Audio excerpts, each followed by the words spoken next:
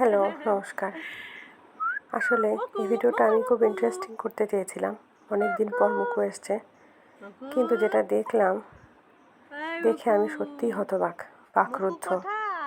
দেখুন এর গলায় যে ক্ষতটা, আমার ব্যাকগ্রাউন্ড মিউজিকটা শুনলেই বুঝতে পারবেন যে কী উদ্দেশ্য নিয়ে ভিডিওটা বানাচ্ছিলাম। কিন্তু এরকম একটা দৃশ্য আমার দেখতে হবে, এটা আমি স্বপ্নেও ভাবিনি। আসলে দুর্বলের উপর অত্যাচার সকলেই করতে পারে। একটা অবলা জীব খেতে দেয় না, পড়তে দেয় না, কিন্তু এইভাবে যখন তখন এদের উপর আক্রমণ করে। যদি মানুষ বা মনুষ্যত্ব থাকে তাহলে তো এরকম কর্ম হওয়া উচিত নয়। মানুষ হয়ে পশুর থেকেও খারাপ আচরণ।